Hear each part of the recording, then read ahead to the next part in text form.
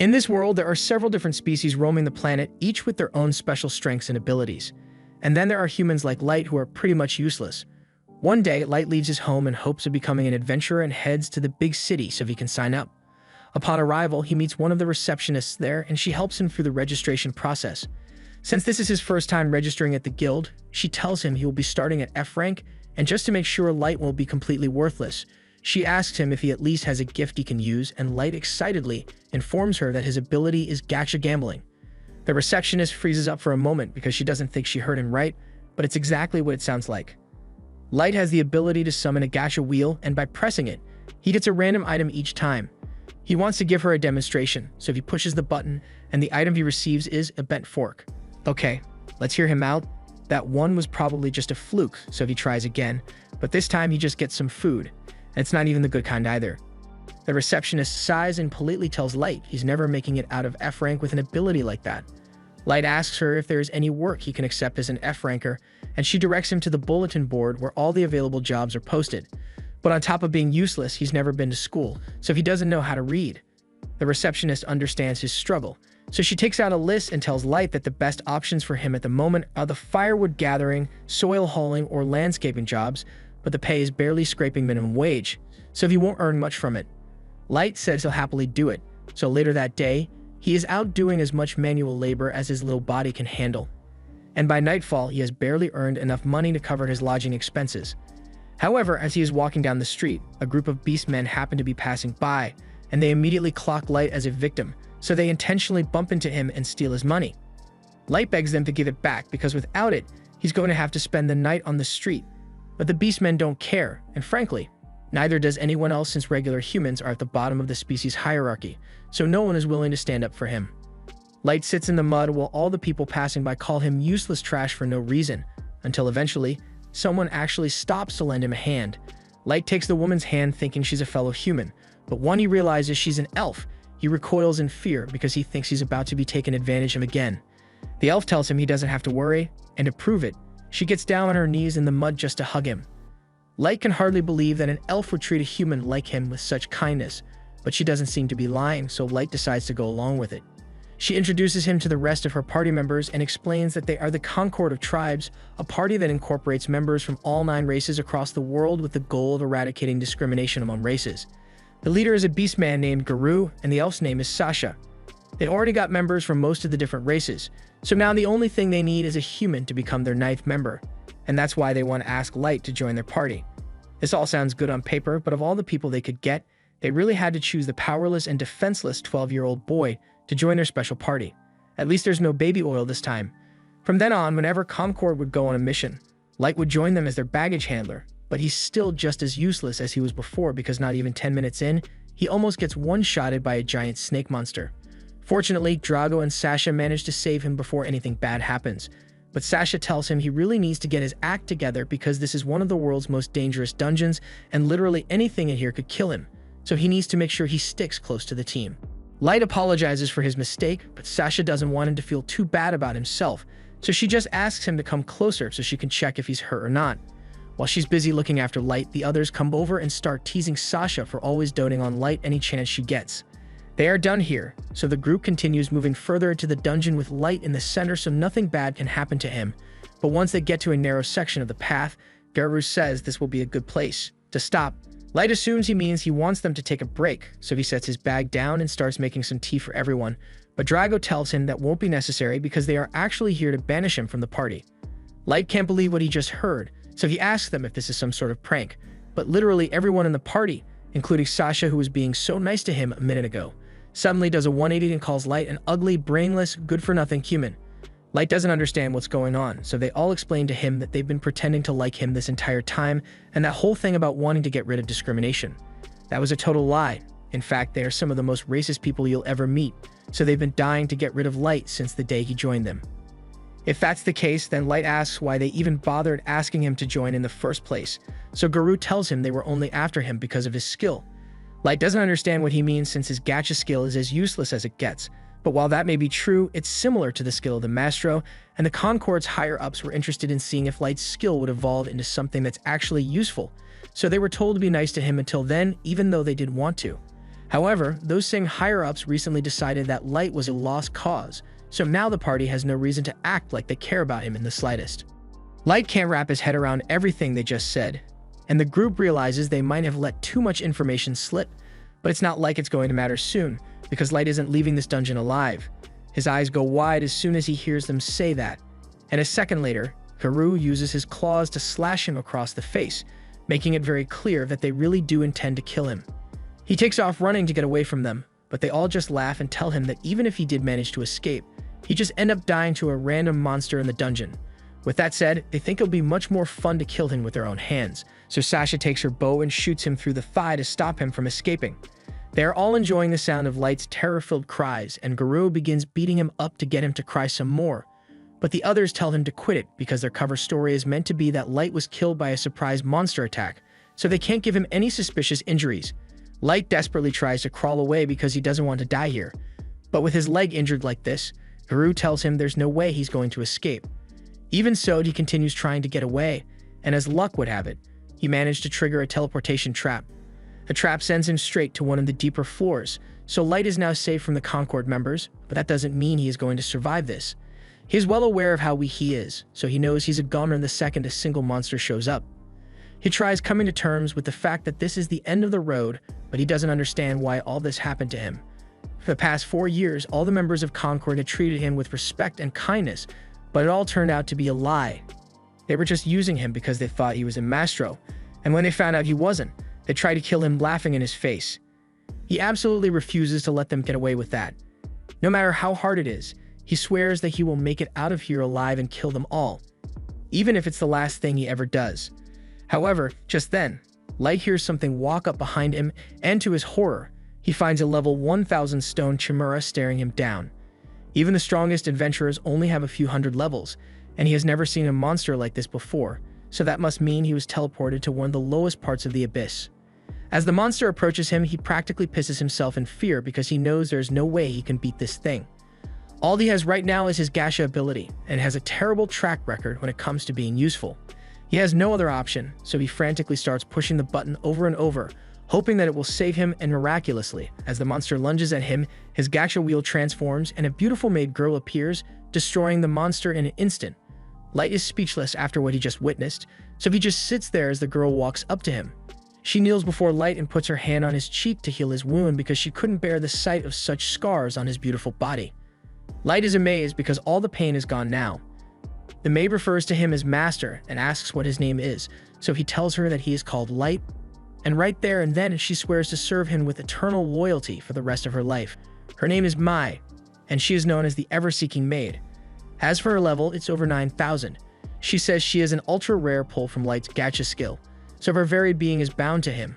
But Light is having trouble processing all this since he has always thought his gacha skill was completely worthless, so it should be impossible for someone as amazing as Mai to come out of it. Mai asks him for permission to approach his ability so she can determine its true nature. Light is surprised to learn that Mai has an appraisal ability, but to be clear, she tells him that it's only one of her many skills. Light tells her she's free to appraise him, so she begins the scan, and she is truly amazed by what she sees.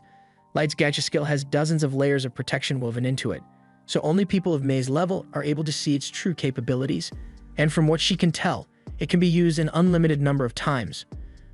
The rewards that it generates depend on the surrounding mana density and go all the way from ranks like EX and Super Ultra Rare to Normal and Error.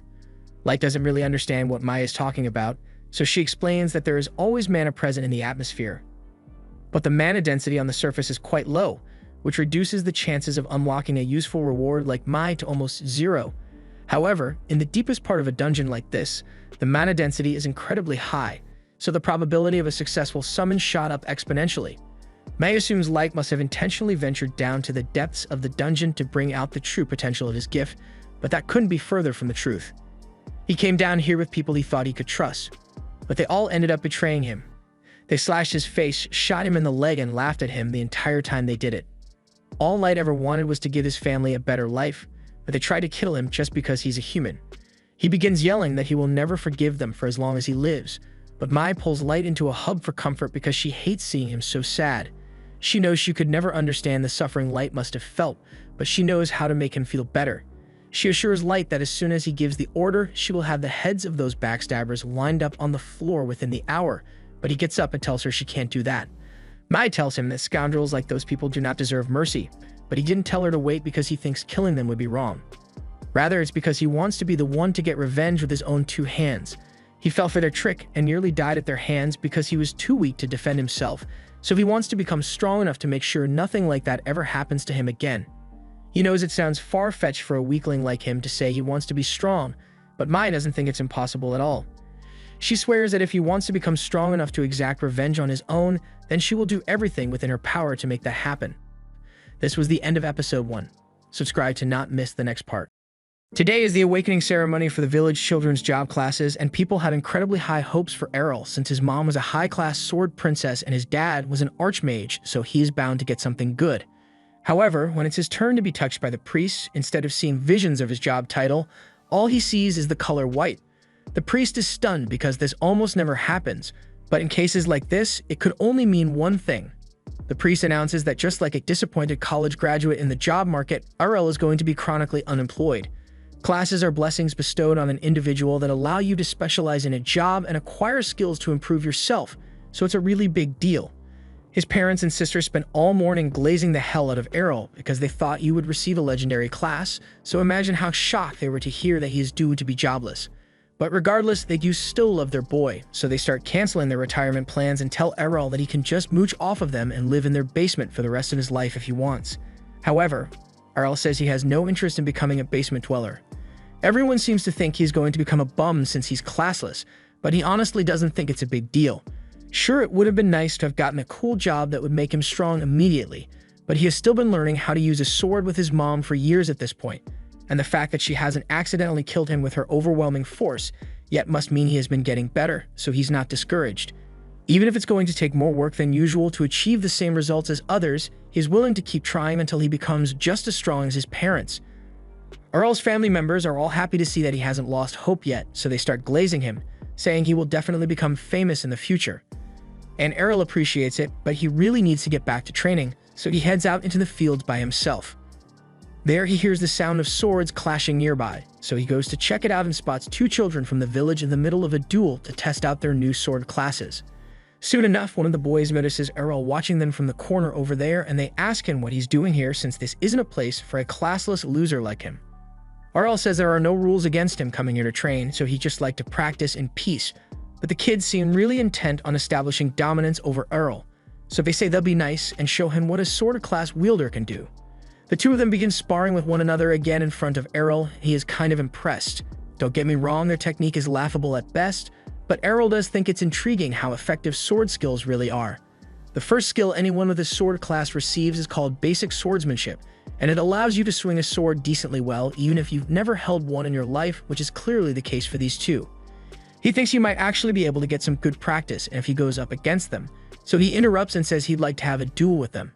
The kids are offended by the fact that Errol thinks he would stand a chance against them even though he's classless, so they'd agree to the match, but just to make sure, the first kid asks Errol if he has his divine protection. A divine protection is a blessing that everyone in this world is born with, and it basically creates a shield around your body to absorb damage up to a certain extent. Errol informs them that he does have a divine protection, and the boys are relieved to hear that since it means they don't have to worry about accidentally killing Errol during their duel. The first one steps up and charges at Errol, fully expecting to overwhelm him with his initial strike, but to his surprise, Errol is actually holding his ground really well. No matter what he does, he can't find a single weakness in Errol's technique to exploit. He signals for his friend to come over so they can jump Errol, but he sees it coming and jumps out of the way in time. Mostly because the second kid was yelling during his sneak attack. The swordsman class may have given them decent sword skills, but it can't do anything about plain old stupidity, so these two wouldn't be able to come up with a decent attack plan even if their lives depended on it. Either way, he thinks this is a great opportunity to challenge himself by fighting two opponents at once, so he charges towards them, but within seconds he has already knocked them out, and it wasn't as hard as he thought it would be.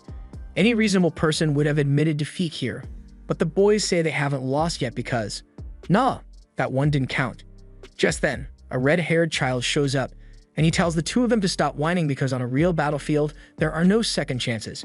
Red hair seems to be pretty well known since the boy don't bother arguing with him, and as he walks up to Errol, he tells him that his skill with a sword is remarkable for a classless bum like him. But the only reason he won that match was because he was up against those weaklings, so now Red Hair wants to fight Errol to prove that he is superior. The boys inform Errol that Red Hair is the son of Captain Evans, the village's head guard, and Errol happens to know Evans since he used to show up at their house every so often to ask Errol's mom to help him hunt demons. But to be honest, Red Hair looks nothing like Evans, so Errol briefly considers calling him adopted, but he doesn't want to make him any angrier than he already is.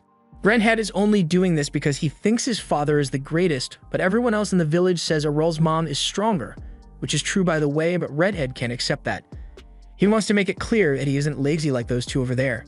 He awakened his sword skills a year ago and has never skipped a single day of training, so even though he is young, he has already attained some intermediate level sword skills. He believes the skills of parents are inherited by their children, so he is here to prove once and for all that his dad is the best by beating Errol. But Errol calls him out on his BS, because none of what he said made any sense.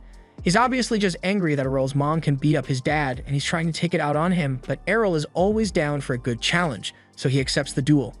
The duel begins shortly after, and the two start clashing blades with incredible speed. The other two boys watch on from the sidelines, and they are astonished by the fact that Errol is able to keep up with an intermediate swordsman like Redhead. After fighting for a few minutes, Errol can tell that Redhead is a lot stronger than the other two, but his anger is clouding his judgment, so after one wide swing, Redhead is left completely open, and he plans to take full advantage of that. He closes the distance and aims for Redhead's neck, but at the last second, Redhead uses one of his skills to counter.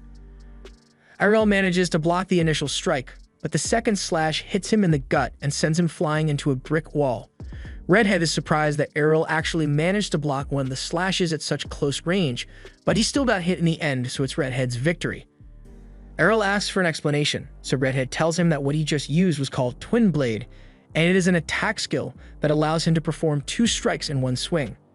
He admits that Errol is way better than he thought he would be, and he respects him for it, but there's no way someone who is classless like him would ever be able to defend against a sword skill like that. However, Errol takes that as a personal challenge and swears he will find a way to overcome it.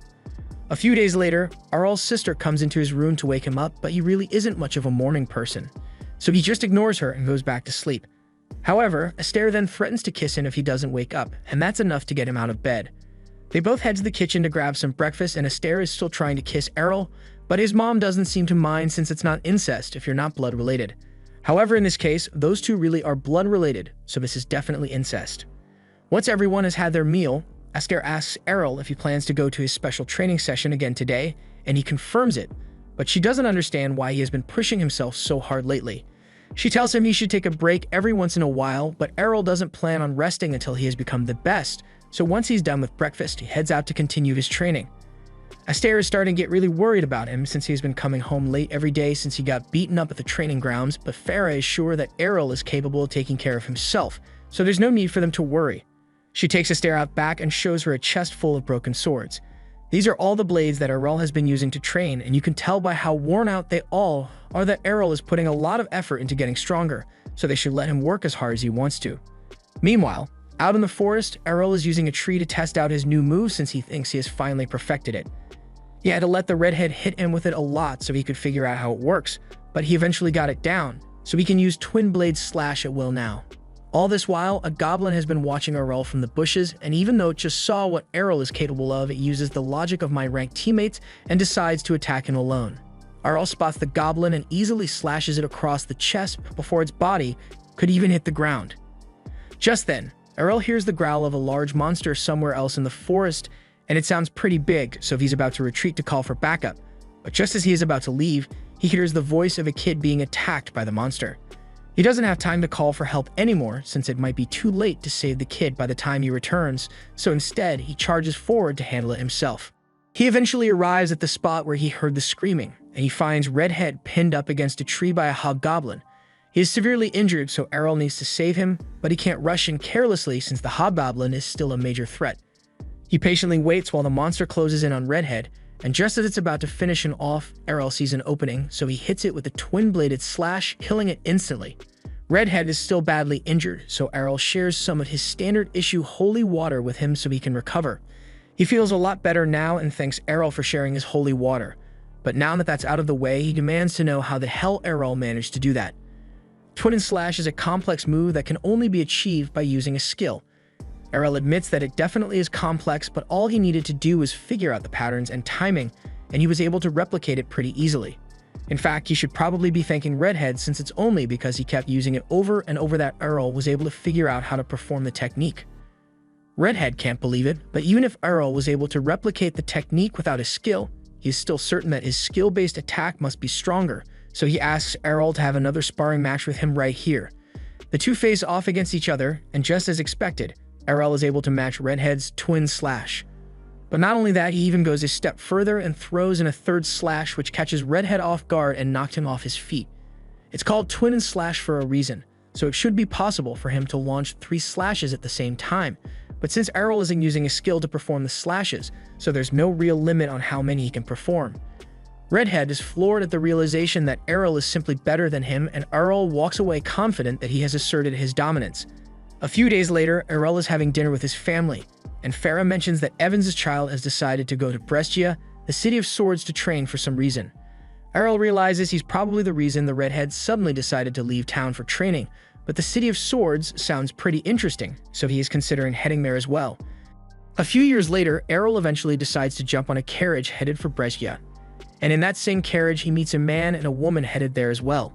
The man is a barbarian and the woman is a dual sword wielder, so she asks the man to team up with her, but he immediately declines since he hates working with people who fight with flashy clothes on. The woman gets offended and tells the man that her class is focused on speed and evasion, so there's no reason for her to bother getting any heavy armor. Plus, this dress comes in handy since most of her opponents would be too busy staring at her opai to fight properly.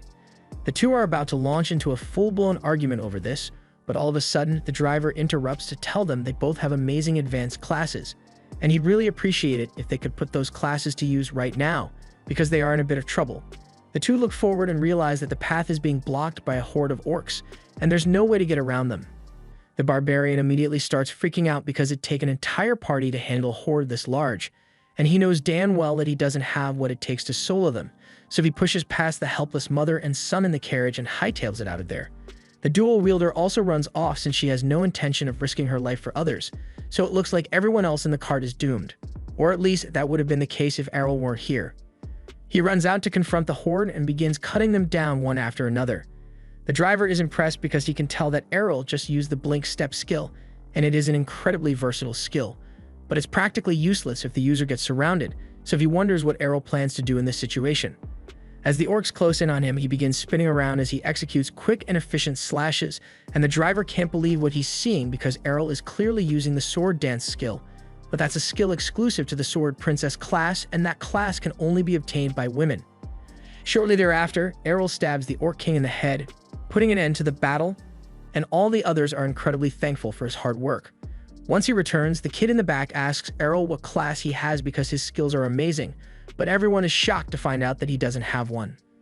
5 years ago, after Errol first learned how to use the twin blade skill, his mother had trouble believing what she saw at first.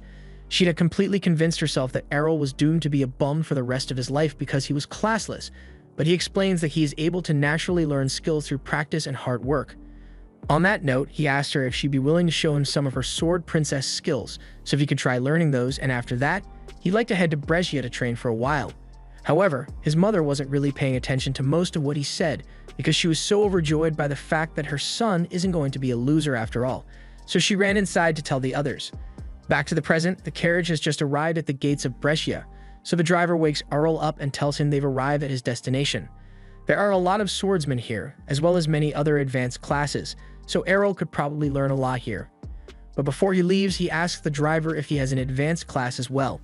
He tries to avoid the question by reiterating that he's just a driver, but a regular driver wouldn't have been able to accurately identify Errol's sword skills so easily, so there's clearly something special about him. The driver eventually admits that he actually possesses the Holy Knight class, but he occasionally works as a driver to take a break from all the fighting that comes with his job. He can tell that this is Errol's first time in a big city, so he advises him to go join one of the guilds as soon as he can. Most of the swordsmen here live off winnings from the battle tournament, and you can't join the tournament without a guild. Although he warns Errol to be careful about which guild he joins because there can be some nasty ones out there. After the driver leaves, Errol heads into the city to find a guild to join, and a bunch of them seem to be recruiting, but he wants to make sure he picks the best one. All of a sudden, a blonde girl sneaks up behind Errol, and she attempts to bump into him so she has an excuse to start a conversation. But Errol's too good for that, so she ends up face-planting into the concrete. She can't believe he actually managed to avoid her without even looking. But that just means he must be really talented, so she gets up and says she has an offer for him. Basically, she asks Errol to join her guild and pulls out an enrollment contract for him to sign, but he immediately tells her he's not interested. Sure, he wants to join a guild, but if she's using desperate tactics like this, then her guild must suck big time. Errol was completely right about the girl's guild, but she still wants him to join, so she offers to go on a date with him if he agrees to join. But Errol tells her she's just as flat as his sister, so he has no interest in going out on a date with her. He then gets ready to leave, but before he does, he asks her if she can point him in the direction of a guild that's actually good. The girl can't believe Errol is really asking her for directions after calling her guild trash, but she's a nice person, so she tells him the best guild around here is the Black Blade Guild, and their building is over there. Errol follows her directions and eventually finds the Black Blade Guild office, but there's a long line out front of people who want to join, so he's going to have to wait a while. Once it's his turn, the clerk tells him that he will need to register for an aptitude test to join, and to take the test, he needs to have an advanced class. However, when Errol tells him that he is classless, the clerk practically bursts out in laughter and tells his bum to get out of line because he's never going to be allowed to take the test as a classless loser. Errol asks him if he could make an exception just this once since he's sure he'd be able to pass the test if they let him take it, but the clerk tells him rules are rules, so Errol is forced to leave. He then proceeds to attempt to apply to every guild in the city, and unfortunately, the advanced skill of lying to the recruiter doesn't work here since as soon as they checked his card and found out he was classless, they all rejected him. It's clear that no guild is going to accept Errol at this rate, but then he recalls that his mom wrote him a recommendation letter before he left. She told him that if he took it to Reformer Guild, then they'd definitely let him join, so Errol decides to start searching for the place. Just then, Lilia comes up to him again and asks if he's willing to join her guild now, but Errol still has no interest in working with her. She begs him to reconsider since her guild is on the verge of being disbanded since they don't have enough members, but Errol says that's not his problem. Lilia is getting really desperate here, so she gets down on the ground and starts begging Errol to just join. She even offers to lick the dirt off his boots if he agrees to it. But by the time she looks up, Errol is already gone, and the crowd of people nearby is laughing at her pitiful display. Errol has been walking for a while now, and he should be close to his mom's old guild by now, but he's not sure which building it is. Just then, Lily shows up again and asks Errol to at least come visit her guild since it's really close by. In fact, she can see it from here, so she points over at the building, and Errol is surprised because it actually looks pretty nice. He asks why Lilia is so desperate to get new members if the guild is so well established, and essentially, Lilia's guild used to be famous, but a lot of stuff happened, and now it's a shell of its former glory. In fact, they are pretty much the weakest out of all the guilds right now, but she assures Errol that the Dragon Fang Guild will rise to the top again. Errol is shocked to find out that Lilia's guild is called Dragon Fang, because that's also the name of his mom's former guild, so this is a huge coincidence. He is no longer opposed to listening to Lilia's proposal, so he follows her inside and she leads him to the waiting room so they can discuss things. However, her dad happens to be in here, and he's an absolute mess right now. He notices that Lilia brought another newbie to sign up, but he tells Errol that he shouldn't waste his time here because this guild is done for. He then walks out before Lilia has a chance to say anything to him, so she explains to Errol that her dad used to be one of the top 2 swordsmen in Brescia, but he hasn't been the same since the day he lost his arm. She is sure that seeing the guild leader in such a pitiful state must have made Errol lose faith in the Dragon Fang Guild, but to her surprise, Errol says he'd still like to join. She asks him if he's sure he really wants to join them, but it's not like any other guild would accept him, so this is his only option. That's good enough for Lilia, so she pulls out the enrollment contract and gives it to Errol so he can sign. Once that's done, Errol is officially a member of the Dragon Fang Guild, but Lilia realizes that she never actually asked him what his class was, so she looks at the form Errol filled out and sees that he wrote classless down. At first, she thinks Errol must be joking, so she asks him to take this a little more seriously, but he tells her he is being dead serious and even shows her his ID as proof. Lilia goes silent after realizing that Errol really is classless, and then she proceeds to threaten to beat him up unless he rescinds his contract right now. Errol calmly asks her why, but it's common sense that no guild would want a classless nobody among their ranks. She was so happy to have finally found a new member for the guild, but if Errol really is classless, then he's going to be useless in the tournament. So what's she going to do? Just then, the guild's other member, Lena, happens to walk in and Lilia goes crying to her about how the new guy turned out to be classless, but as soon as she hears the word classless, She knows exactly who Lilia must be talking about. She asks Errol what he's doing here, but Errol says he doesn't have to explain himself to a stranger. Lena can't believe Errol doesn't remember her after all that time they spent training together in the village. But he still insists that he has never met her before because he would remember training with someone as beautiful as her. Lena gets flustered by Errol calling her beautiful, but now that he thinks about it, he does recall training with someone who had the same red hair as Lena, but that was Captain Evans' son. Lena tells Errol that Evans only ever had a daughter, and that daughter is her, so he now realizes that she really was the redhead he trained with back then. He apologizes for not recognizing her, but in his defense, she looks really different now, and as he says this, he is making direct eye contact with her Oppai. She has been training here for the past 5 years to make sure she'd never lose to Errol again, and since he's here, she challenges him to a friendly match so she can show him how much she has grown. Errol is always ready for a fight, so the two head to the training center, and as the match begins, Lena launches a twin blade slash at him. Errol attempts to counter with a twin slash of his own, but as the slashes collide, Lena's attack still manages to hit him. He doesn't understand what just happened, so Lena explains that while he may be able to copy her skill, she has gotten a lot stronger thanks to her training, so her attacks are at least 5 times stronger than his. Errol is impressed by how much Lena has grown, but if strength is her main advantage, then he just needs to avoid getting hit. Lena charges in to attack again, but when she strikes at Errol, he dodges her attack so fast that it leaves an afterimage.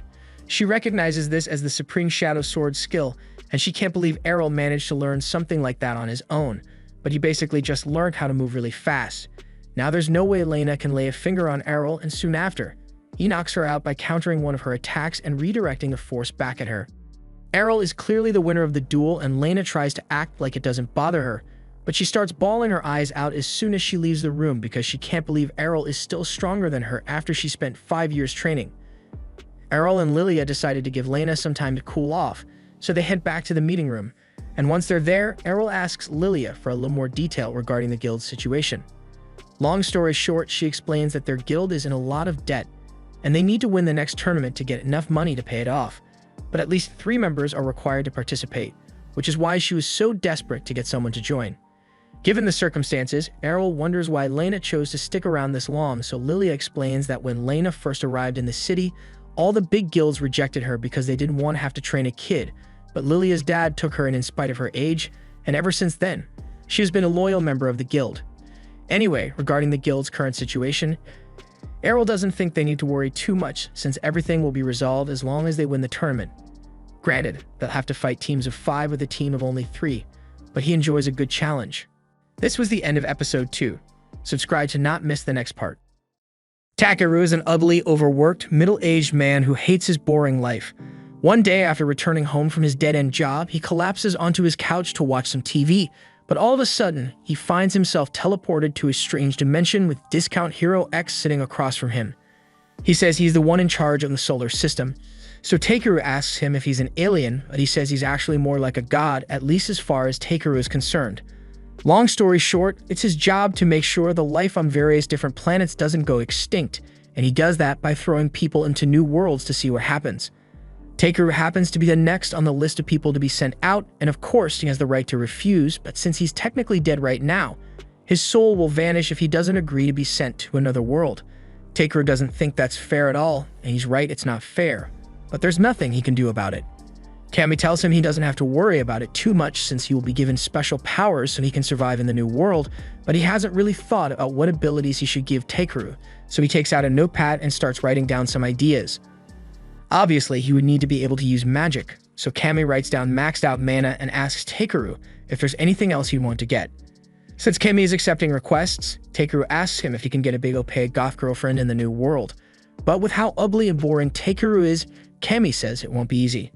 Still, he promises to work something out for him once he arrives, and as an added bonus, is granting Takeru an amazing search ability, global language understanding, and several debuff resistances.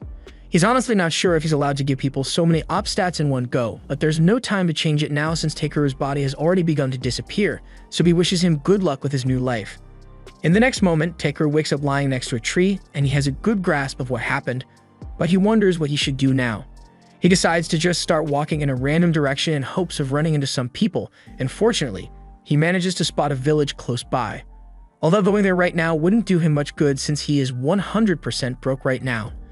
Just then, he remembers that Cammy said he'd be getting a search skill to help him gather material, and that sounds like a good way to earn money, so he holds out his stick and shouts for the search magic to activate, but nothing happens. He then starts freaking out because if he can't figure out how to use his ability, then he's going to starve sooner or later. He starts writing out possible trigger words in the ground, and he eventually comes up with the idea to just say the word search, and that seems to do the trick. Purple icons pop up next to all the harvestable items in the area, and if he says the word scan next to one, it shows a detailed description of what it is. This particular flower happens to be B rank, and he's not sure what that means, but it must be good, so he decides to gather as many plants as he can from this area.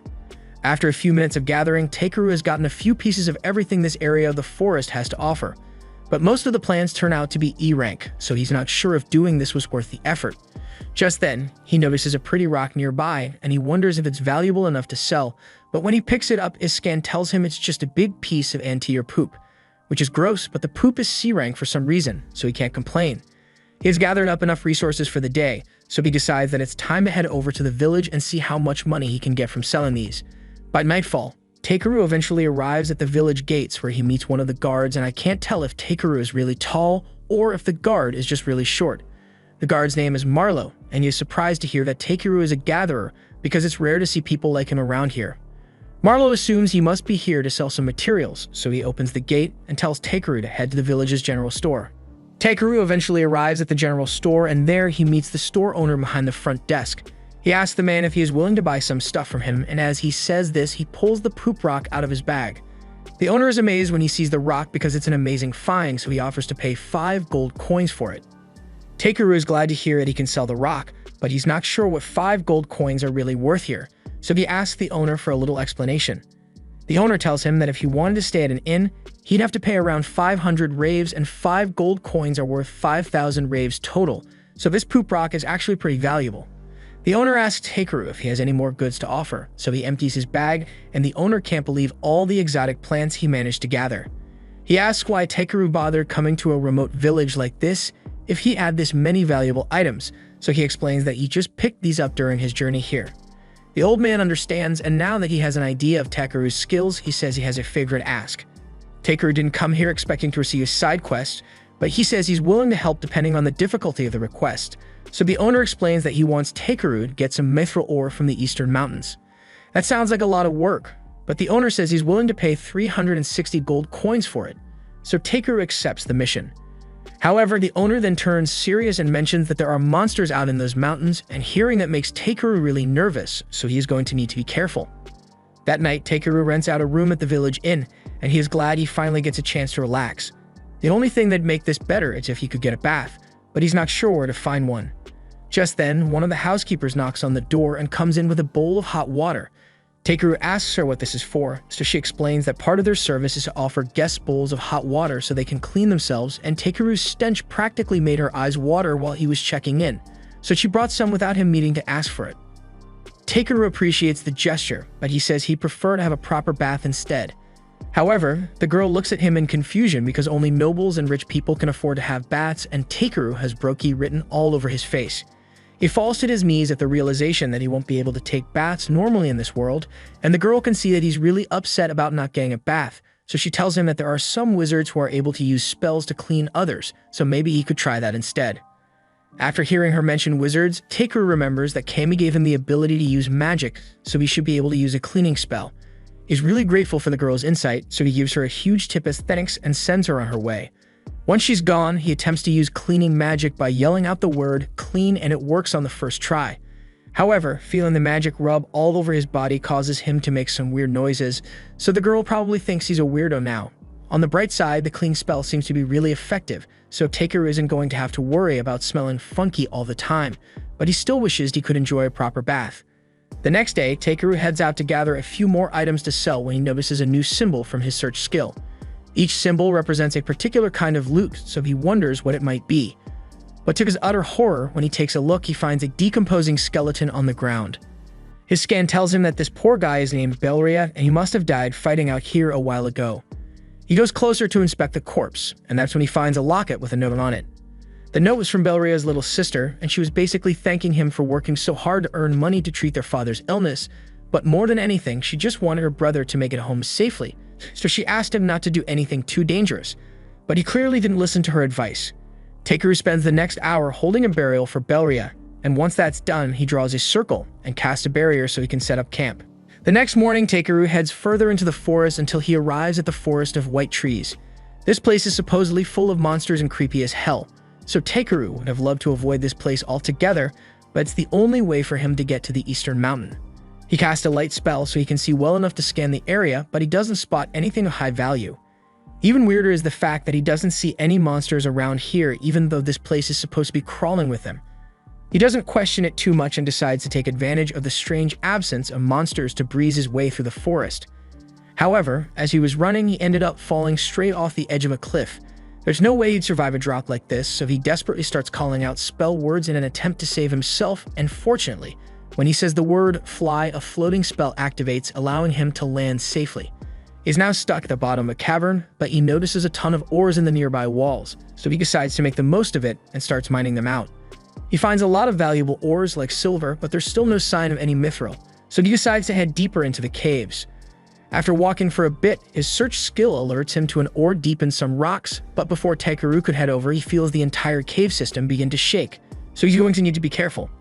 He uses a controlled fire blast to break through the rock, and as luck would have it, he manages to find some mithril ore, but it's not much. The cave system suddenly begins shaking again, so Takeru is starting to worry that the roof might collapse. The smart thing to do right now would be to head home for the day and come back when you know it's safe, but just like a fanatic cage diver, he decides to keep going deeper anyway. He eventually comes across an opening which leads him to a beautiful aquifer, and he is really excited because the water looks so dazzling. He uses his ability to scan it, and to his surprise, he discovered that this is S-rank ancient dragon magical water. This is the most valuable thing he has ever found, but that ancient dragon part does concern him a little since he wouldn't want to have to deal with one of those. Just then, as Takeru dips his hands in the water, something huge emerges from the water, and a moment later, Takeru is face to face with the ancient dragon. The dragon yells at him for daring to intrude upon its lair, and it is letting off a deadly pressure to intimidate Takeru, but he doesn't actually notice anything wrong. Takeru realizes this is his fault for intruding on the dragon's home, so he sincerely apologizes for his mistake, but this catches the dragon off guard since it has never seen someone remain so calm in its presence before.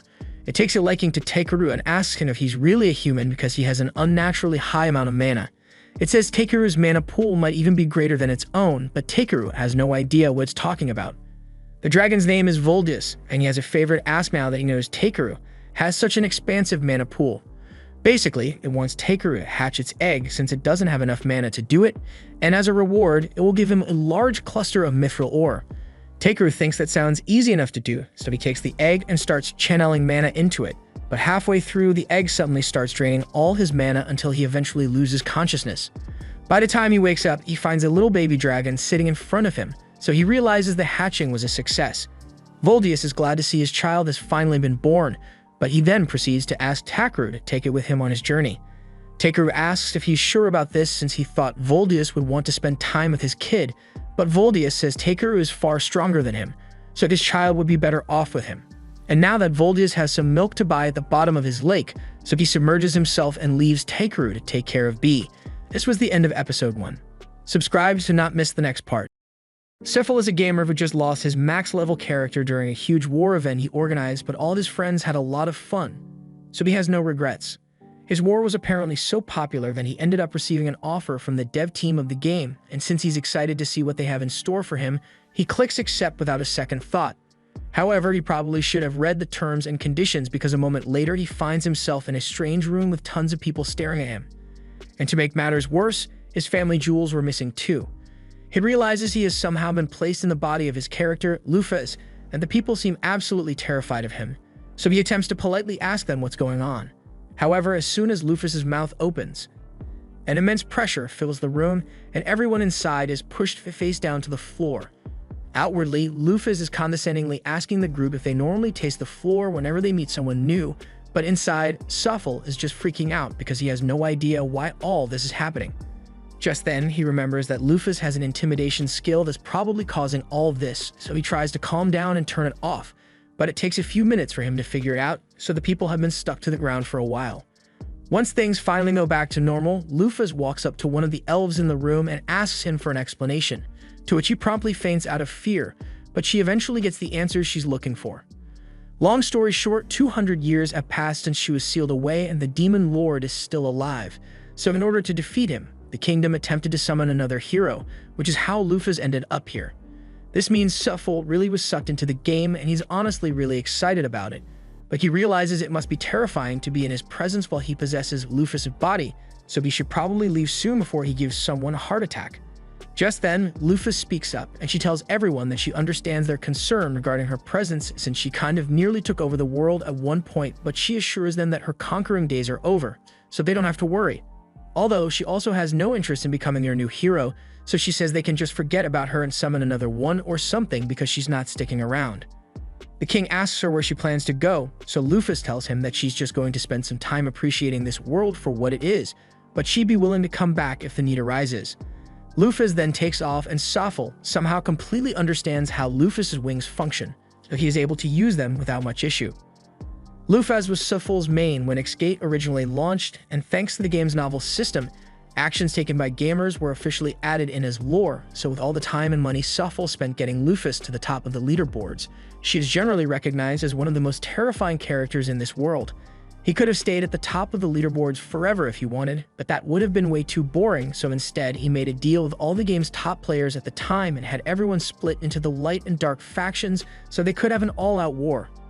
The war in question resulted in Lufus being sealed away in a subspace after her defeat, and while it was a lot of fun for Safel, for this world it was reality, so Lufus is almost universally feared here for what she did.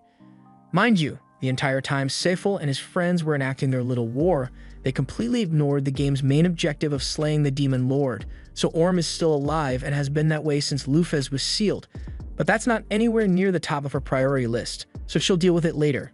Right now, she just wants to experience the game world that has now become a reality. Lufus's first stop is her old Naffle base of operations, and it is truly an impressive sight. Granted, it's a little rough around the edges after 200 years of collecting dust, but it's still amazing to see it in person. Lufus takes a seat on the throne and Safel starts thinking about all the good times he's had with his friends in this place. He recalls how they have fun chatting about a bunch of nonsense all the time, but that he realizes that those discussions were all in a group chat, so why does he remember it as though he were there in person? Just then, Lufus notices someone approaching, which puts her on edge since the base should be empty, but when she takes a look, it turns out to be a blue-haired girl named Dinah. She is really excited to see Lufus since she has been waiting 2 centuries for her return, but Lufus has no idea who this chick is. Dinah is incredibly hurt to realize that Lufus forgot about her even though she was her most loyal advisor, but Lufus doesn't remember ever having a use for an advisor in the first place. However, now that he thinks about it, Safel recalls that when he was building this base, he thought it would be cool to have an NPC in the background to make the place feel more alive, so he placed Dinah and just kind of left her there. She must have gained consciousness when this world became reality, and Safel feels kind of bad since she was stuck here by herself for 200 years, so Lufus plays along and says there's no way she forget about Dinah. She thanks Dinah for protecting the base while she was gone, and Dinah is incredibly grateful to hear such kind words from Lufus. But putting that aside, with all the time that has passed, Lufus is out of the loop on the current state of the world, so she asks Dinah for a quick history lesson to catch up with modern affairs. Dinah says she'd be more than happy to explain everything she knows, so she tells Lufus that after she was defeated, the 7 heroes went on to found their own separate nations. 4 of them have already died due to natural causes in the past 200 years, but the 3 with longer lifespans are still around. Lufus can't help but wonder whether the heroes in this world are really still his friends or if they became NPCs, so he plans to pay them a visit sooner or later. Next, Dinah explains that the Demon King, Orm, is still alive, and that's mainly because the 7 heroes failed to defeat him after they sealed Lufus away. In other news, Dinah says that Lufus's 12 heavenly stars are still around as well, though most have gone their separate ways. The 12 stars are a group of rare and powerful monster NPCs that Sefel collected because he thought it would be cool to have a small army of elite generals serve under him. Lufus asks Dinah if there are any updates on the 12 stars, and she says she knows the location of 6 of them, but 2 of those 6 seem to have joined the demon army in an attempt to get back at the heroes who sealed Lufus away. Lufus is a little disappointed to hear that some of her minions joined the demon army over her defeat since the beef was never that deep, so she's going to have to chew them out once she finds those 2. With that aside, she's glad that she at least has something to do now. Her initial plan was to just go around exploring the world for fun and find out whether the 3 remaining heroes are players like her or not. But first she needs to go round up the 12 heavenly stars because she'd be responsible if any of them went around causing trouble for no reason. She asks Dana to give her the location of the first heavenly star, so she pulls up a map and points to a place called Svel. This is where one of the heroes has been living for the past few years, and the heavenly star, Eris, has been trying to invade it for months now. Now that she knows where to find Eris, she immediately starts heading out to find him, but Dina yells for her to come back because she can't just leave without making preparations. First of all, Lufus has no money on her, and Dina would have been willing to give her some. Inflation's a pain, and she's been waiting so long that all the money she had is practically worthless now. Lufus says she can just earn some more money along the way, but Dina tells her no one is going to want to do business with the legendary conqueror. Lufus argues that there's no way anyone would recognize her face after 200 years, but she is reminded that races like elves exist, and a bunch of them are bound to know who she is, especially since the kingdom has probably issued a public warning of her arrival. However, if Lufus wants to earn money, then Dina knows of a job she can do that doesn't require a background check: adventuring. To get started, Dina leaves Lufus to the trade city of Ydalir, but she would draw too much attention with her dark wings exposed, so Lufus sticks them in her oversized cloak as a disguise. She hates how uncomfortable it is to walk around like this, but they don't really have much of a choice in this situation, so she'll just have to deal with it for now. Once they arrive at the Adventurers Guild, Lufus mentions that it feels nostalgic to be back in the den of misfits and degenerates since, according to her lore, she was an adventurer before she founded her dark nation. However, she soon realizes how weird it is that she feels a sense of nostalgia from this when it is technically her first time setting foot in the guild. Dina notices that Lufus seems lost in thought, so she asks her if something is wrong, but she just brushes it off and says they should go take a look at the job board. While they are searching the job board, Dina spots a job that pays 3,000 coins, and all they need to do is find a bunch of lost cats. Lufus agrees that it seems like a really good deal, but it'd take ages for them to actually find the cats, and she'd rather not spend a week on a side quest, so they keep looking. Just then, they find a nice hunting job that'll pay them 1,500 coins, and all they need to do is hunt a few orcs, so Lufus thinks it's perfect. Orcs have a 3% chance of dropping their meat upon death, and if you eat their meat, then your max health gets a boost, so she's going to do a little HP farming while they're out there. Later that day, the two arrive at the village where the request was made, and they speak to the village chief, a tired old man who just wants to end things once and for all. He explains that the orcs have been ravaging their village for a long time now, kidnapping their women, killing their men, and destroying everything they've built. He begs the two to get rid of them for the sake of this village, and Dina cheerfully assures him that he doesn't have to worry because Lufus will wipe those orcs out without a doubt, and he is really grateful for their help. With that said, they head out into the forest to track down the orc den, and before long they manage to find it with 2 orcs posted out front as lookouts, so Lufus starts getting ready to attack. Come to think of it, she hasn't actually checked her stat screen since she got here, so she pulls it up, and fortunately, she still has all her max level abilities, so killing the orcs shouldn't be difficult. But she's not sure if she's mentally prepared for it, since killing these things on screen is completely different from killing them in real life. She activates one of her abilities and creates a dozen swords at her side before launching them straight at the orcs, and the resulting mess is absolutely disgusting, but for some reason, Lufus feels oddly calm about it. Moments later, the orc nest is alerted to the presence of an intruder, so they all rush out and surround Lufus within a few moments. They also have a really big orc as their leader, so any normal adventurer would be in trouble, but when they begin their attack to Lufus, they are all so slow that they look like they are barely moving. The difference is so great that she realizes that she probably won't even need to create any more swords to handle them, so she takes off and starts chopping the heads off the orcs at top speed.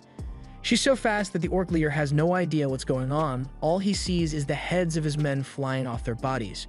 She then stops and looks at the big guy just to say, "Hey, I just wiped out your entire squad. What are you gonna do about it?"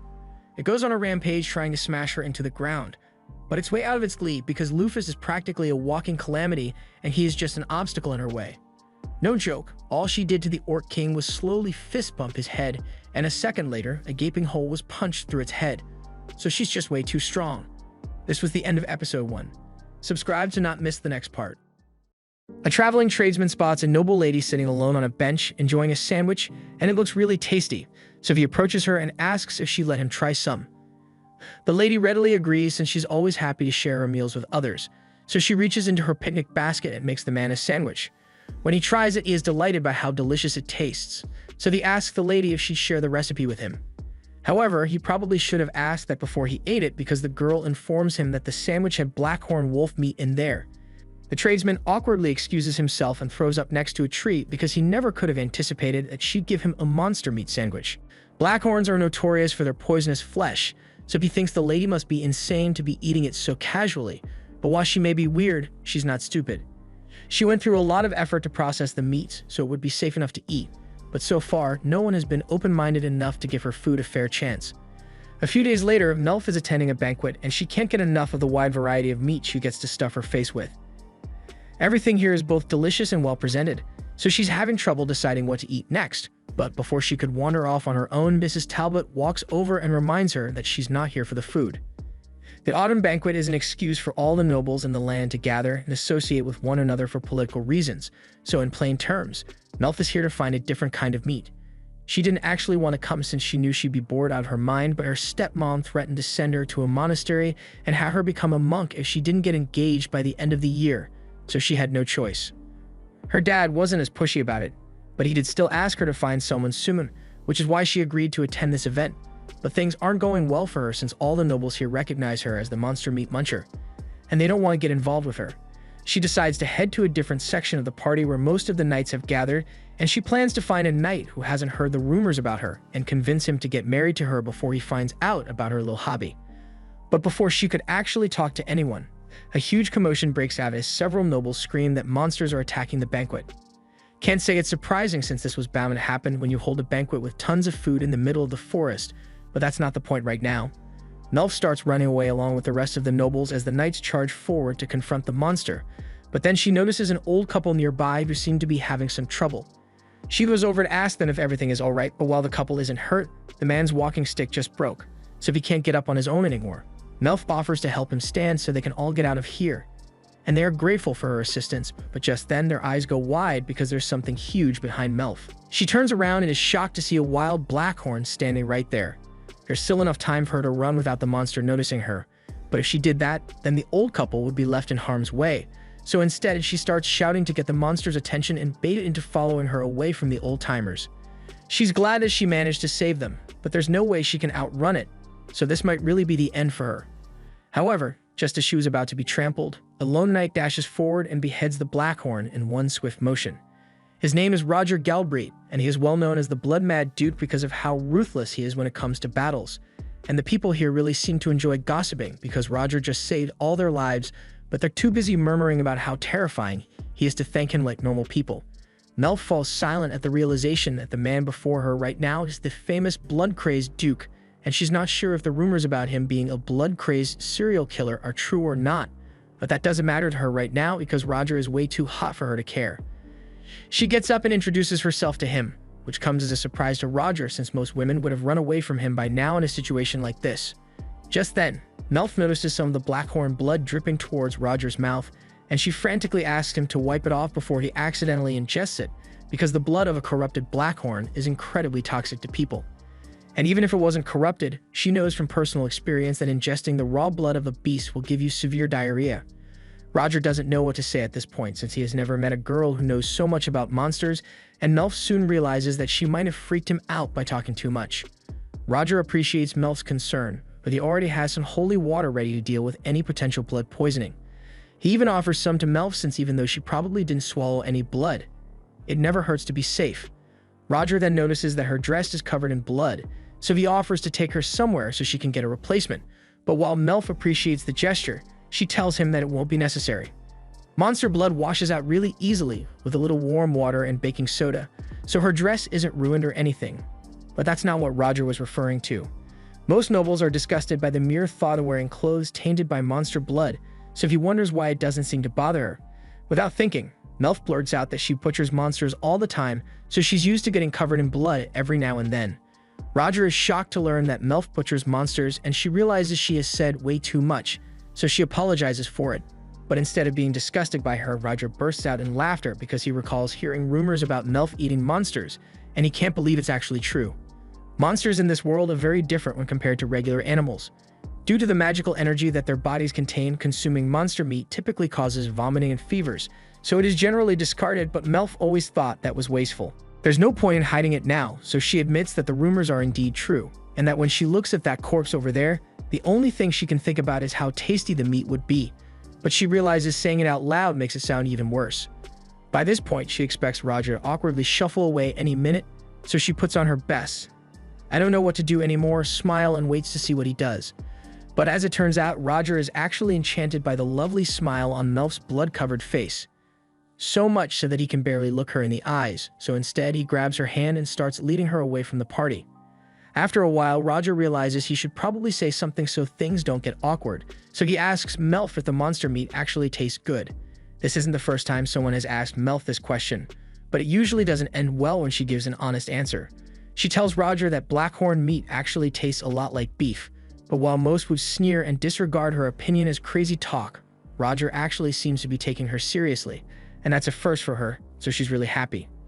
She goes on to explain that the key to making the meat safe to eat is getting rid of all the magic in it, and she says that's easy enough to do during the bleeding process, so Roger asks her if she'd be willing to make some for him. Melf says she'd be more than happy to do so, but she does warn him that meat from mad beasts like the one he killed today tends to be a little rough on the stomach even with proper preparation, so he's going to have to wait until she can get her hands on some non-corrupted meat. Roger says he's looking forward to it, but in the meantime, he still wants to get Melf a new dress to change into, so he leads her back to his trute's pavilion. Roger's subordinate, Chaos, comes out to greet him upon his arrival, and after Melf introduces herself, he is instructed to get her a new dress to change into. In the meantime, Roger takes her to one of the tents and prepares a little bath of hot water so she can wash the blood off her face. Melf insists that there's no need for him to go so much trouble for her sake, especially when there's way more monster blood on him than there is on her. She tells Roger he should prioritize cleaning himself first, but that was always the plan, and he has already started taking his shirt off.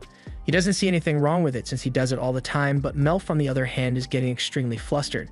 She'd have seen knights take their shirts off during training sessions before, but it still spikes her heart rate every time it happens. Roger asks her if something is wrong, and Melf doesn't want to lie, so she admits that she was admiring his incredible physique. Roger has never really put much thought into what his body looks like, but he does train often to be able to fight monsters regularly, so it's natural that he'd be muscular. Melf thought he looked cool when he beheaded the Blackhorn, so she asks him if she'd be able to learn how to do that as well. Roger says anyone can learn to do what he did, but in Melf's case, her arms aren't conditioned for it, so she'd be better off leaving the fighting to him. He asks her if there's any particular monster she'd like to try since he'd be willing to hunt it down for her. And as soon as he says this, Melf's eyes light up because there are so many things she has been dying to taste. But just then, Chaos returns and lightly scolds Roger because he thinks it is inappropriate for him to be half naked in front of a young lady like this. Roger argues that he only took off his shirt so he's not completely exposed, but either way, it's still not appropriate. A little while later, Melf is changed into the dress Chaos prepared for her, and she absolutely loves the design on it. Roger says he borrowed that dress from the Queen a while ago, and he thinks it looks really good on her. But the entire time he has been holding the head of the Blackhorn, and all his men are shocked that Melf doesn't seem to mind. Most ladies would have fainted if Roger came anywhere near them with that thing, so they are all happy that he finally found someone he gets along with. Later that evening, it's time for Melf to return home, so Roger escorts her back to her carriage. She thanks him once again for saving her life and says goodbye. He tells her that the next time they meet, he will have a special present ready for her, and she says she can't wait, but if he's going to be bringing a monster for her, she requests that he capture it alive because the meat would taste better that way. Roger has never tried capturing a monster alive before, but he's up for the challenge. However, that might take a while, so in the meantime, Melf offers Roger some Skatspit monster jerky she made, and she assures him that she was very thorough with the preparation process, so there's no risk of him getting sick from it. If Melf is the one who made it, Roger trusts that it'll be safe, so he takes a bite without hesitation, and he is pleasantly surprised by how delicious it actually is. Chaos yells at Roger because it's reckless for someone of his authority to eat food without having it tested for poison first, but Roger says it's fine and sticks a piece of the meat in Chaos's mouth to show him how good it tastes. They both agree that it's delicious, and Roger tells Melf that he can't wait to see what else she can make the next time they meet, but all of a sudden she ducks her head down.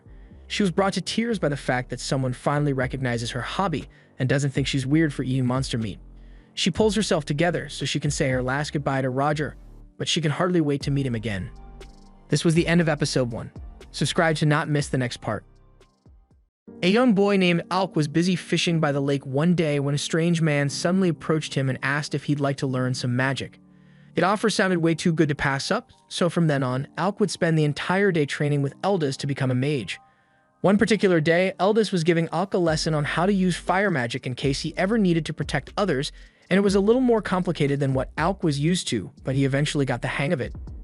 He was a little disappointed that it took him a whole day to master fire magic, but Eldest reminds him that most people have to study for an entire month to accomplish what he just did in a single day, so he should be proud of himself. Alk still wants to learn more, so he asks Eldest to continue teaching him. But he says they've done enough for today, so instead he suggests that they should just do some fishing until it's time for Alk to go home. Alk ends up agreeing to take a break, but he's not happy about it because he wants to learn magic as quickly as possible. Eldest chuckles and tells Alk that he has incredible talent for magics, so even if Eldest hadn't started training him, he's sure Alk would have become an exceptional mage on his own. If that's the case, then Alk asks why Eldest even bothered teaching him in the first place, and Eldest has his reasons, but before he could explain anything, a fish took the bait and started pulling on his line, so both he and Alk immediately dropped the conversation and tried to pull it up with all their might. The next day, Alk's training continues, and this time, Eldest has brought a magic book for him to read, but to Alk, it's more confusing than the time they started adding letters to math, so it takes a while for him to understand. Over the next few months, Eldest takes his time explaining all the magical formulas to him, and little by little he comes to understand them. However, by spring the next year, when it was time for their usual training session, Eldest came bearing some bad news. He said he has to leave the capital soon, so he won't be able to train Alk anymore, but before he leaves, he wants to give his student a friendly warning. With his talent, Alk could easily become a court magician if he wanted to, but Eldest told him that if anyone ever offered him the job, he should turn it down immediately because it's not worth the trouble. He then turns to walk away, but before he leaves, Alk has one final question for him. So he asks why Eldest chose to teach him magic in the first place, and Eldest explains that he did it because Alk's mother did him a huge favor while she was still alive, so he wanted to repay that kindness by looking after her son. Several years later, Alk is now a student at the Royal Academy, and he has just found one of the school's old yearbooks, so he flips through it and finds the section about Eldest. Just as expected, Eldest was the top graduating student at the time, and he became a court magician shortly after, but for some reason he ended up getting banished from the kingdom, which is probably why he was forced to leave Alk back then. In that moment, Alk decides that the best thing he can do is become a court magician to change the opinion of the imperial court so he can repay Eldest's kindness, completely forgetting that that's exactly what Eldest told him not to do, and fast forward a little, we see Alk getting banished just like Eldest was. Alk had joined the hero party consisting of the crown prince, Regulus, a mage named Leni, and a knight named Ix, but while they were in the middle of a mission, Regulus tells him he's fired. Alk doesn't understand why Regulus would suddenly want to get rid of him like this, so he explains that as the crown prince, his job is to be on the front lines with his sword, Leni is meant to push enemies back with her magic, and X blocks enemy attacks for the party. But all Alk ever does is stay in the back and cast support spells like defense or enhancement. Alk tries to argue that there's an important reason he does that, but Regulus cuts him off and says someone who can only use support magic is too pathetic to be a member of the hero party. Keep in mind that Alk never even wanted to join this stupid party in the first place, but after he became a court magician, the prince ordered him to join, and he couldn't refuse a royal command. Leni and Eggs join in and start calling Alk useless, but the prince is the one who's really useless here. He literally made a rule that commoners like Alk aren't allowed to carry weapons just because he doesn't want anyone else to steal his spotlight. Alk tries explaining to him that he thinks it's important for all party members to be armed and prepared in case of emergencies, but the prince hasn't had an intelligent thought for years at this point, so he will not tolerate a free thinker like Alk.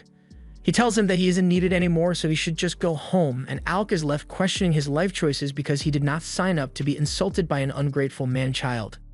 Up to this point, Alk had put in an insane amount of effort to compensate for Regulus's stupidity, because he would have died a long time ago otherwise, but even after he was fired, he still wanted to help as much as possible. So he wrote out some monster attack patterns and strategies for Regulus to use next time he goes into the dungeon. However, while he was on his way to deliver the letter at the castle, he was suddenly stopped at the gates by the guards. They informed him that he had been stripped of his title as a court mage, so he no longer has permission to enter the castle. Just then, Leni shows up and she's just here to rub Alk's unfortunate situation in his face because she has always hated him. He was praised to no end when he graduated from the Magic Academy and set a new dungeon record, so she has been jealous of him since day one. After she's done mocking him, she turns around to leave, but Alk begs her to at least deliver this letter to the king for him. It was King Furcus who ordered him to join Regulus' party, so for Regulus' sake, it's important that the king reads this letter. However, Lainey couldn't care less about Alk's stupid letter, so she rips it to shreds right in front of him and orders the guards to kick him out. It has been 4 years since Alk graduated and became a court magician, and he tried his absolute best to fix the problems with the Imperial Court, but in the end, he couldn't change anything. Just then, Alk hears a familiar voice call out his name, so he turns around and finds Yorha, an old friend of his, standing there. She runs over for a hug once she realizes it really is him, and afterwards, they sit down by the canal to talk. Alk explains everything that happened to him since the last time he saw Yorha, and she yells that she can't stand the kingdom of Galdina because the nobles are always so focused on discriminating against the commoners. Alk agrees with her, but he tells her to quiet down because it'd be troublesome if someone were to overhear her rant. She tells him it's fine since no one else is around right now, and regarding Alk's current situation, she feels bad for everything he had to go through, but she's actually glad that he got kicked out of the prince's party, because that means there's nothing stopping him from joining a new party now. And on that note, Yorha asks Alk if he'd be willing to come clear dungeons with her party. Alk asks her if she's really okay with recruiting someone like him, but she knows better than anyone that Alk is a beast when it comes to magic, so there's no one else as qualified as he is. Hearing someone finally acknowledge his strength brings a tear to Alk's eye, so he gets up and tells Yorha that he'd love to join her party. The next morning, the two begin their journey to the city of Faisal, and Alk has flashbacks to what Elders told him about avoiding the Imperial Court, and how things would have been so much easier for him if he had just listened to his advice, but it's not like he can change the way things played out now.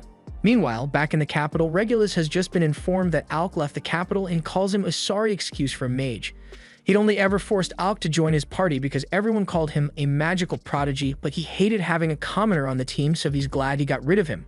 Lainey adds that now they can get a replacement who is of pure noble blood, and without an incompetent fool like Alk slowing them down, Regulus will become famous for clearing a dungeon faster than anyone else. A few days later, Alk and Yorha arrive in the city of Faisal, and she begins telling him all about how wonderful this place is because it doesn't discriminate against commoners, and it's the perfect base for an adventuring party.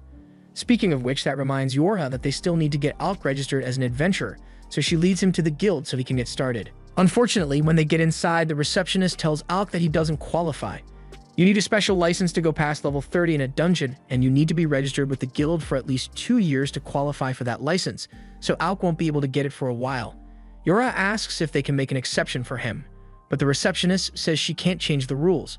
Yorha can't believe this is happening, even though she sent her friend Keisha to come ask for special permission before they got here. But it turns out that Keisha was incredibly rude to the receptionist, so they won't be getting any favors from her anytime soon. Yorha is really disappointed since her party has already reached the 52nd floor of the dungeon, and they won't be able to make any new progress with Alk until he gets his license in 2 years. She realizes that there's no point in complaining about it now, so she says they should just focus on the places Alk is allowed to go in the meantime. He doesn't need the pass to go into areas above level 30, so there's still plenty of exploring for them to do as a group, and she wants him to enjoy his time here. Later that day, Alk and Yorha head into one of the dungeons and are currently facing a swarm of red hornets. Yorha casts enhancement magic on him so he can take down a few of the hornets, but that barely leaves a dent in their numbers. She doesn't understand why things got so difficult so quickly, since level 2 was never this hard to clear before, but Alk thinks something must have happened to the hornet nest, which is why all of them are in a frenzied state right now. Yorha puts up a defensive shield and charges into the swarm, but Alk warns her to stay back because it'd be much safer to maintain their position and take the hornets out one by one. Yorha yells that he needs to remember what he was like before he became a court magician. Back then, a swarm of hornets like this would have been no match for him, and he now realizes he doesn't have to hold back to avoid bruising the prince's ego anymore, so he is free to use as much magic as he needs. He stops restraining himself and uses attack magic to burn up a few of the hornets, and once he regroups with Yorha, he uses a wide area thunderbolt spell to fry the remaining bugs. However, just when it seemed like the battle was over, a giant earthworm emerges from the ground and grabs Yorha. This thing must have been the reason the hornets were acting so crazy earlier, and it's definitely going to eat Yorha if he doesn't do something soon, so he needs to act quickly. He has a plan in mind, but just to make sure it will work, he asks her if her defense magic is still as strong as it was back when they were in the academy, and in response she asks him if his attack magic is still as strong as she remembers it to be. They both trust each other's capabilities, so Alk begins casting his fire tornado spell, completely engulfing the worm in a torrent of flames. Yorha was caught up in the flames as well, but Alk knows her shields are more than enough to protect her from flames of this intensity, so there's no need for him to worry. Once Yorha is back on the ground, she tells Alk that his magic is still just as amazing as before, and she can't wait to meet up with the rest of the team so they can have fun just like old times. This was the end of episode 1. Subscribe to not miss the next part.